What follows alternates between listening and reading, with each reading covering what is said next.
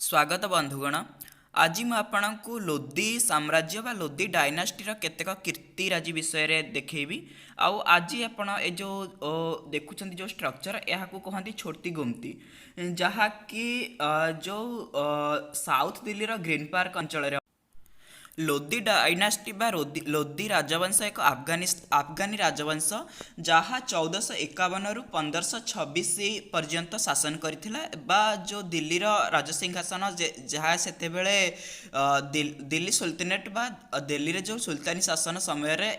ए सब स्ट्रक्चर निर्माण करा जायछि। लोदी राजवंश हेउछि सही राजवंश। आउ ए जे हेउछि जो छोटी गुमती यह विषय एमिति कौनसी ऐतिहासिक प्रामाणिकता नाही। यहाकू भारत सरकार एक संरक्षण प्रदान करिसेंति जहाँकि आर्कियोलॉजी ऑफ इंडिया बा भारतीय प्रत्नतात्विक सर्वेक्षण अधीन रे यह अछि।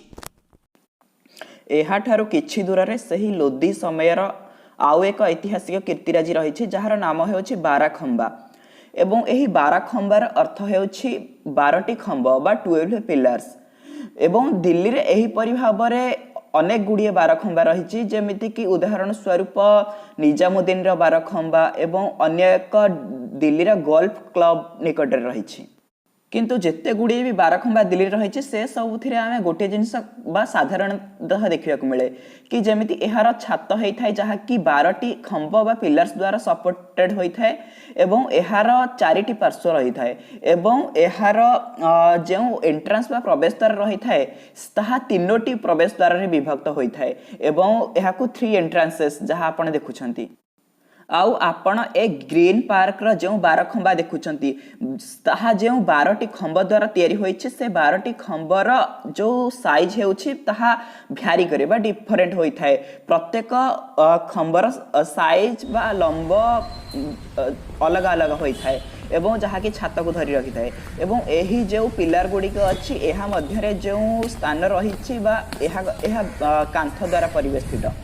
आउ एवं एहार चारि पार्श्व रे आपन को किछि कुआ सहित किछि मिली जिवो जेमिति कि किछि कबर भी मिली जिवो जेमिति आपन देखुछंती।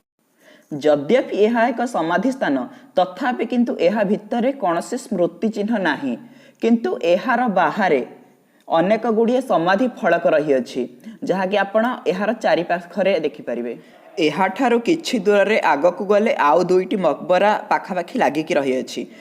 जहार नाम हेउछि दादी पोतिके मकबरा जहाँ को आमे ओडिया रे कहि परिबा आई नातुणी बा जेजेमा नातुणी रो मकबरा बा समाधि स्थल।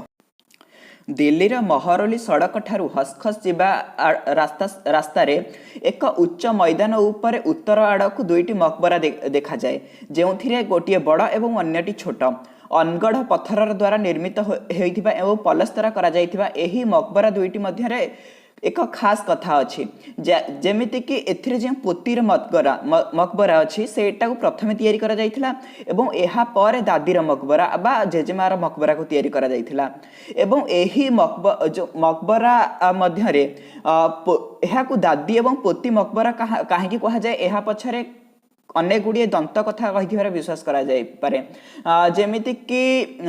हसखास रे रहुथिबा जो लोक माने रहछन्ती सेमानक कहिबा अनुसार एठारे दादी पोती खेलुथिले बा एठे आई नातुणी खेलुथिले सेथि पई एहाकू दादी एवं पोतीर मकबरा बा समाधि स्थलर नाम दिया जाय अछि। किंतु एठारे एहार निर्माण शैली को देखि केतेक ऐतिहासिक मत व्यक्त करंती कि एहाकू मध्य काल रे तयारी करा जायथिला जेमिति एहाकू 1321 ठारू लेकर नहीं कि 1526 मध्य एहाकू करा जाइथिला बोली कहा जाए।